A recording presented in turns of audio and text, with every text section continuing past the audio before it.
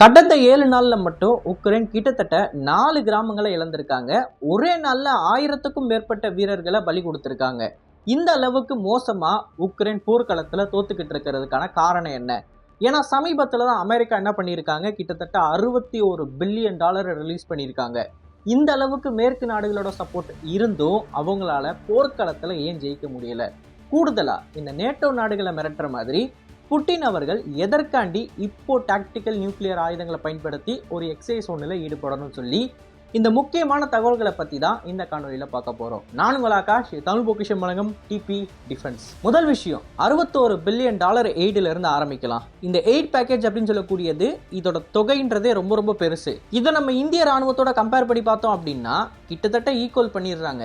ஏன்னா நம்மளோட இந்திய ராணுவத்தில் நம்மளோட சோல்ஜர்ஸுக்கு சேலரி கொடுக்கணும், பென்ஷன்ஸ் கொடுக்கணும். ஆனால் இந்த மாதிரி எந்த விதமான செலவும் அவங்களுக்கு கிடையாதுன்றப்ப முழுக்க முழுக்க எக்யூப்மெண்ட் வாங்குறாங்கன்னா கிட்டத்தட்ட இந்திய ராணுவம் ஒரு வருஷத்துக்கு எவ்வளோ செலவு பண்ணுதோ அந்த அளவுக்கு ஒரு தொகை அப்படின்றது அமெரிக்கா அப்படின்ற இந்த ஒரு நாடு கிட்ட இருந்து மட்டும் கிடைச்சிருக்கு. இதை தாண்டி யூகே கொடுக்குறாங்க, ஐரோப்பிய ஒன்றியம் கொடுக்குறாங்க. இப்போ இவ்வளோ பெரிய தொகை இவங்களுக்கு கிடைச்சும் ஏன் பேட்டில் ஃபீல்டில் இவங்களால ஜெயிக்க முடியலை அப்படின்னு பார்த்தீங்கன்னா, ஆக்சுவலாக இந்த 61 பில்லியன் அப்படின்றது முழுமையாக உக்ரைனுக்கு போய் சேராது. வழக்கமாக நம்ம ஐடி கம்பெனிலலாம் பார்த்தீங்கன்னா சிடிசின்னு சொல்லுவாங்க, டேக் ஹோம்னு சொல்லுவாங்க. ஸோ சிடிசியில் இருக்கிற சேலரி வந்து பயங்கரமாக இருக்கும், டேக் ஹோம் உங்கள் கையில் வரது பார்த்தீங்கன்னா ரொம்ப கம்மியாக இருக்கும். அதே மாதிரி உக்ரைனுக்கு உள்ளே போகக்கூடிய பணம் அப்படின்றது கம்மியாக தான் இருக்குது. ஒரு உதாரணம் சொல்லணும் அப்படின்னா கிட்டத்தட்ட $7.5 பில்லியன் அமெரிக்காவில் இருக்கக்கூடிய ஆர்ட்டிலரிஸை மேனுஃபேக்சர் பண்ணக்கூடிய ஒரு இண்டஸ்ட்ரிக்கு தான் ஒதுக்கியிருக்காங்க. அதாவது இந்த 61 பில்லியன்லேருந்து 7.5 உக்ரைனுக்கே கொடுக்காம டைரெக்டாக அமெரிக்காவில் இருக்கிற ஆர்ட்டிலரி மேனுஃபேக்சரிங் இண்டஸ்ட்ரிக்கு ஒதுக்கி அதோட அவுட்புட்டை 2 மடங்காக ஆக்க போகிறாங்களாம். ஸோ இது மட்டும் இல்லாமல் இதை தாண்டி ஏகப்பட்ட நுணுக்கங்கள் இருக்குது இந்த பட்ஜெட்டில். இதன் காரணமாக தான் ஜெலன்ஸ்கி அவர்கள் என்ன சொல்லியிருப்பார் கொஞ்சம் நாளைக்கு முன்னாடி, 61 பில்லியன் பத்தாது அப்படின்னு சொல்லியிருக்காரு. நம்ம எல்லாம் இதை வேடிக்கையாக நினச்சோம், ஏன்னா இந்த 61 பில்லியன்ன்றது ரொம்ப பெரிய தொகை, இதை போய் ஒரு 10 சொல்கிறாரு அப்படின்னு. பட் ஆக்சுவலாக அவங்க கைக்கு போகக்கூடிய தொகைன்றது கம்மியாக இருக்கிறதுனால தான் அவர் பத்தலைன்னு சொல்லியிருக்காரு. ஸோ இந்த தொகையோட பிரேக் டவுன் என்னென்ன மாதிரியான ஆயுதங்கள் உக்ரைனுக்குள்ளே போக போகுது அப்படின்றத தனியாக இன்னொரு காணொலியில் பார்ப்போம். இந்த காணொலியில் நம்ம மெயினாக ஃபோக்கஸ் பண்ண போகிறது என்ன அப்படின்னு பார்த்தீங்கன்னா, ரைட்டு 61 பில்லியனை உக்ரைனுக்கு கொடுக்குறேன்னு சொல்லிட்டாங்க.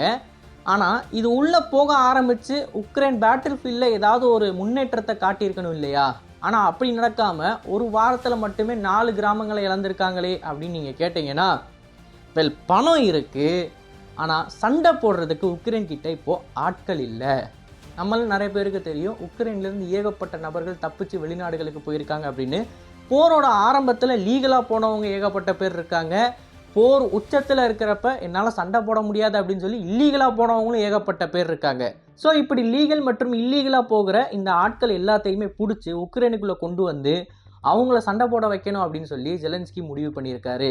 அதன்படி ஐரோப்பிய ஒன்றியத்தில் இருக்கிற பல நாடுகளுக்கு கோரிக்கை கொடுக்குறாரு, எங்களோட நாட்டு ஆண் மகன்கள் உங்களோட கண்ட்ரியில் இருக்காங்க ரெஃப்யூஜி அப்படின்னா அவங்கள திருப்பி அனுப்புங்க அப்படின்னு. ஸோ இதுக்கு எதிர்ப்பு தெரிவிக்கிற விதமாக நேட்டோ நாடுகளில் இருக்கக்கூடிய உக்ரைனிய ஆண்மகன்கள் என்ன பண்ணுறாங்க, ரோட்டில் போய் போராட்டம் பண்ணுறாங்க. எங்களாலலாம் ஜெலன்ஸ்கிக்காண்டி சாக முடியாது அப்படின்னு பதாகை ஏந்தி போராடுறாங்க. இந்த அளவுக்கு மோசமான மேன் ஷார்ட்டேஜ் அப்படின்றது இப்போ உக்ரைனுக்கு நடந்துக்கிட்டு இருக்கு.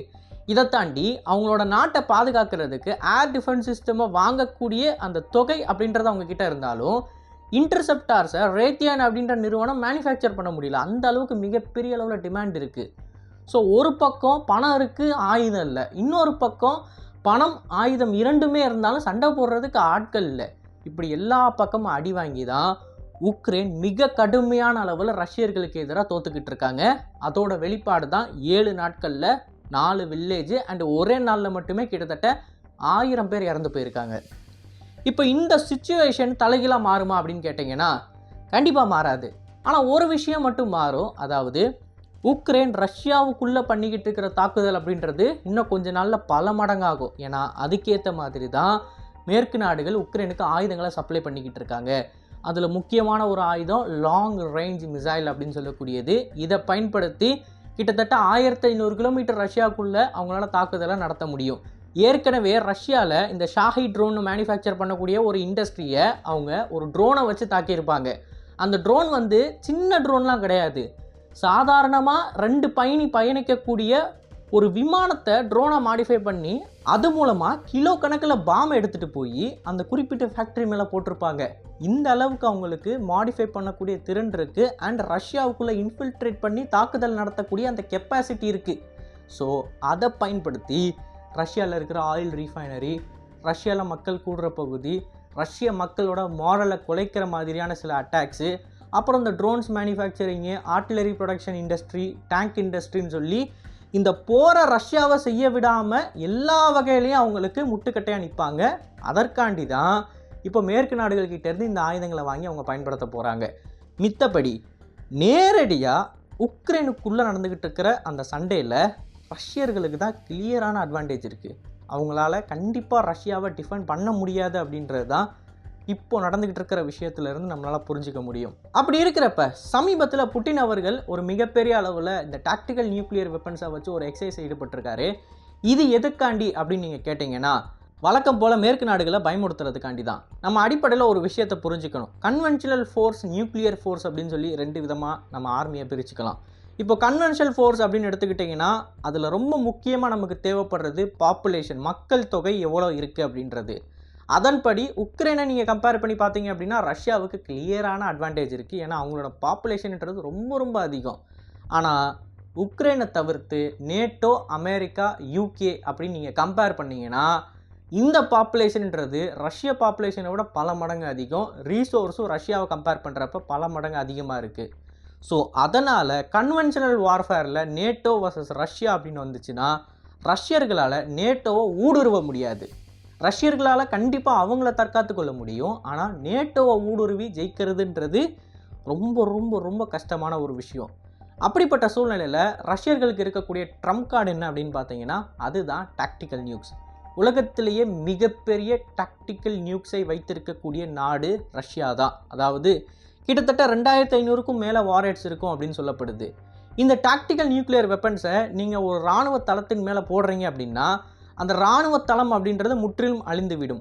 அதே சமயம் அந்த இராணுவ தளத்தை உங்களோட இராணுவ வீரர்கள் போய் கைப்பற்ற முடியும் சில மணி நேரங்கள் கழித்து. அந்த அளவுக்கு ரொம்ப கம்மியாக தான் அதனால் ஏற்படக்கூடிய ரேடியேஷன் பாதிப்புகள் இருக்கும். ஸோ இந்த ஒரு விஷயத்தினால தான் டாக்டிக்கல் நியூக்ளியர் வெப்பன்ஸை பார்த்து எல்லாருமே பயந்துக்கிட்டு இருக்காங்க. ஸோ அதை போட்டிங்கன்னா எதிரிகள் காலி. அட் த சேம் டைம் சில மணி நேரங்கள் கழித்து நீங்களே அந்த இடத்த போய் ஆக்குபை பண்ண முடியும். அதே சமயம் கோல்டு வார் டைமில் சோவியத் ஆர்மி அப்படின்னு சொல்லக்கூடியது இந்த நியூக்ளியர் வெப்பனுக்கு பயங்கரமாக ட்ரெயின் ஆகிருக்காங்க. ஸோ அவங்களோட டாக்டிக்ஸ் அப்படின்னு சொல்லக்கூடியது வேறு லெவலாக இருக்குது. ஆனால் இதே மாதிரியான டாக்டிக்ஸை ஈஸ்டர்ன் யூரோப்பில் இருக்கக்கூடிய மித்த நாடுகள் பண்ணி பார்த்துருக்காங்களான்னு கேட்டிங்கன்னா யாருக்கும் தெரியாது. ஸோ இதுதான் மேற்கு நாடுகளுக்கு இருக்கக்கூடிய பயம். ரஷ்யா டாக்டிக்கல் நியூக்கை யூஸ் பண்ணி நேட்டோ பேசஸ் எல்லாத்தையும் தாக்கி அழிச்சிட்டாங்க அப்படின்னா அமெரிக்கன்ஸால் எதுவுமே பண்ண முடியாது. யோசிச்சு பாருங்கள், அமெரிக்கன்ஸ் வந்து அட்லாண்டிக் பெருங்கடலை தாண்டி இருக்காங்க. அவங்க அங்கேருந்து இவ்வளோ தூரம் வரதுக்குள்ளேயே பாதி ஐரோப்பா காலி. ஏன்னா ரஷ்யா டாக்டிக்கல் நியூக்ளியர் வெப்பனை பயன்படுத்தி அங்கே இருக்கிற ஏர்பேசஸ், முக்கியமான மிலிட்டரி கமாண்ட் எல்லாத்தையும் காலி பண்ணியிருப்பாங்க. ஸோ இந்த ஒரு த்ரெட் அப்படின்னு சொல்லக்கூடியது நேட்டோவுக்கு இருக்கக்கூடிய முக்கியமான த்ரெட்டில் ஒன்று. அதனால தான் புட்டின் எப்பயுமே என்ன பண்ணுவாப்புல, இந்த டாக்டிக்கல் நியூக்ளியர் வெப்பன்ஸை போடுற மாதிரியான எக்ஸசைஸில் ஈடுபட்டு ஏதாவது மேற்கு நாடுகள் உக்ரைனுக்கு அளவு மீறி உதவி பண்ணுற மாதிரி இருந்துச்சு அப்படின்னா அதுக்கு நடுவில் வந்து ஆட்டையை கழிச்சு விட்டுருவார். ஸோ அதே மாதிரி தான் இப்பையும் இந்த டாக்டிக்கல் நியூக்ளியர் வெப்பன்ஸை கொண்டு ஒரு எக்ஸசைஸில் ஈடுபட்டு மேற்கு நாடுகளுக்கு ஒரு வார்னிங் கொடுக்குறாரு. ஒரு கோடு தான், இந்த கோட்டுக்கு மீறி நீங்கள் போகாதீங்க, அப்படி நீங்கள் போனீங்கன்னா நானும் அந்த கோட்டை மீற வேண்டியது இருக்கும் அப்படின்னு. ஸோ இதுதான் இப்போ உக்ரைனுக்குள்ளே நடந்துக்கிட்டு இருக்கிற விஷயங்கள். இதை தாண்டி அந்த 4 கிராமங்கள் என்னென்ன, எந்தெந்த இடத்துல ரஷ்ய வீரர்கள் முன்னேறிக்கிட்டு இருக்காங்க, அப்புறம் உக்ரைனுக்கு கொடுத்த இந்த எய்டு பேக்கேஜில் இருக்கக்கூடிய பிரேக் டவுன் என்னென்ன ஆயுதங்கள் போகுதுன்றத தெளிவாக அடுத்தடுத்த காணொலிகளை நம்ம பார்க்கலாம். ஸோ அந்த காணொலிகள் நீங்கள் தெரிஞ்சுக்கணும்னு நினச்சிங்கன்னா மறக்காமல் சேனலை சப்ஸ்கிரைப் பண்ணிக்கோங்க. நல்லதை இப்போ வருது, நல்ல சமுதாயத்தை உருவாக்கும். நன்றி, வணக்கம்.